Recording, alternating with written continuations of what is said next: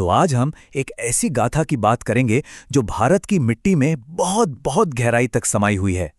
ये कहानी है धरती के असली रखवालों की, आदिवासी समाज की। ये कहानी उन लोगों की है जो जंगलों के रखवाले हैं, जो धरती की पहली संतान हैं और भारत की आज़ादी के वो योद्धा हैं जिनके बारे में अक्सर बातें नहीं होती। तो ये कहानी शुरू कहाँ से होती है? ये शुरू होती है उनके सबसे पुराने रिश्ते से, जंगलों से।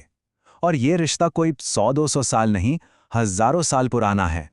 देखिए, आदिवासी समाज को भारत की सबसे पुरानी सभ्यताओं में से एक माना जाता है। एक ऐसी सभ्यता जहां जिंदगी और प्रकृति एक दूसरे से पूरी तरह से गुंथे हुए हैं। यहाँ नदियाँ, पहाड़, पेड़ ये सिर्फ कोई चीजें नहीं हैं, बल्कि ये परिवार का हिस्सा हैं। इस समाज की बुनियाद ना 4 बड़ी मजबूत चीजों पर टिकी है। पहली, प्रकृति की पूजा, मतलब जो आपको जीवन दे रहा है उसका सम्मान करना। दूसरा, बराबरी वाला समाज, जहां कोई छोटा बड़ा नहीं होता। तीसरा, सामूहिक जीवन, जहां सब मिलकर एक दूसरे का सहारा बनते हैं। और चौथा, अपने गांव की हर बाहरी खतरे से रक्षा करना। सब कुछ ठीक था, लेकिन जब उनके इस शांत जीवन और उनके जंगलों पर बाहरी दुनिया की नजर पड़ी, तो यहीं से विद्रोह की पहली चिंगारी भड़की। सोचिए, जब भी बाहरी ताकतों ने उनके जल, जंगल और जमीन पर कब्जा करने की कोशिश की, तो सबसे पहले और सबसे मजबूती से आवाज उठाने वाले कौन थे? यही वनवासी थे। उनका संघर्ष किसी एक दुश्मन से नहीं था, बल्कि हर उस ताकत से था जिसने उनकी आजादी को छीनना चाहा। और इसी संघर्ष से निकला महान बलिदानों का एक ऐसा इतिहास जिसमें कई नायक और नायिकाएं हमेशा के लिए अमर हो गए। सबसे पहले बात करते हैं रानी दुर्गावती की, गोंडवाना की वो शेरनी जिसने मुगलों की इतनी बड़ी सेना के सामने झुकने से साफ इनकार कर दिया।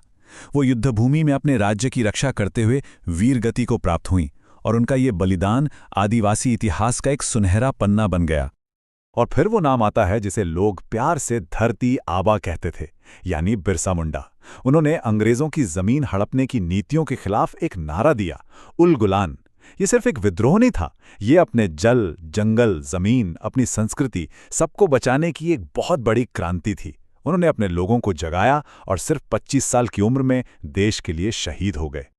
एक और कमाल का किस्सा है टंट्या भील का। पता है, अंग्रेज भी उन्हें भारत का रॉबिन हुड कहने लगे थे। क्यों? क्योंकि वो गरिल्ला युद्ध में इतने माहिर थे कि 12 साल तक अंग्रेजों के हाथ ही नहीं आए।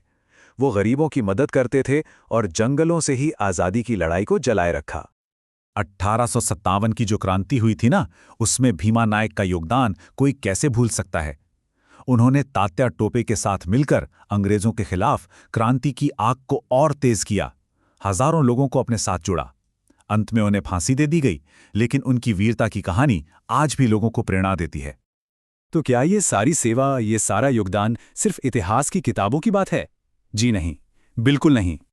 उनका ये योगदान आज भी जारी है, एक तरफ प्रकृति के रक्षक के तौर पर, तो दूसरी तरफ भारत की कला के वाहक के तौर पर। आजकल हम सब बायोडायवर्सिटी बचाने की बात करते हैं, है ना? लेकिन आदिवासी समाज ने तो सदियों से इसे अपनी जिंदगी का हिस्सा बनाकर सहेजा है। उन्होंने पुराने जंगलों को बचाया, पानी के स्रोतों को जिंदा रखा और हजारों पेड़ पौधों और जानवरों की प्रजातियों को खत्म होने से बचाया। उनकी सोच बहुत सीधी और गहरी है। वो कहते हैं, जंगल हमारा नहीं है, हम जंगल के हैं। ये एक फलसफा है जो हमें प्रकृति के साथ रहना सिखाता है, उस पर कब्जा करना नहीं। और सिर्फ इतना ही नहीं, भारत की कला और संस्कृति का एक बहुत बड़ा हिस्सा आदिवासी समाज की ही तो देन है। चाहे वो भील पेंटिंग हो, गोंड आर्ट हो, पारंपरिक लोक नृत्य हो या बांस से बने वो प्यारे प्यारे संगीत वाद्य, उनकी कला ने भारत की पहचान को और भी रंगीन बनाया है। मतलब इतिहास में योद्धा तो थी ही, और आज भी वो भारत की एक अटूट ढाल बनकर खड़े हैं। उनकी बहादुरी की वो विरासत आज भी जिंदा है। हजारों आदिवासी युवा आज भारतीय सेना, सीआरपीएफ, बीएसएफ और पुलिस फोर्स में शामिल होकर देश की सीमाओं की रक्षा कर रहे हैं। बहादुरी उनके खून में है और देश की सेवा उनका संकल्प। लेकिन इतने महान योगदान के बाद भी एक सच्चाई ये भी है कि उनका संघर्ष आज भी एक अलग मैदान पर जारी है। जमीन के अधिकार के लिए, अच्छी शिक्षा के लिए, स्वास्थ्य और रोजगार जैसी बुनियादी जरूरतों के लिए उनकी लड़ाई आज भी चल रही है। तो आखिर में हम यही कह सकते हैं कि आदिवासी समाज सिर्फ एक समुदाय नहीं है, ये भारत की आत्मा है। ये कहानी है साहस की, बलिदान की और इंसानियत की। एक ऐसी कहानी जो कभी खत्म नहीं होगी, क्योंकि ये भारत की मिट्टी से जुड़ी है।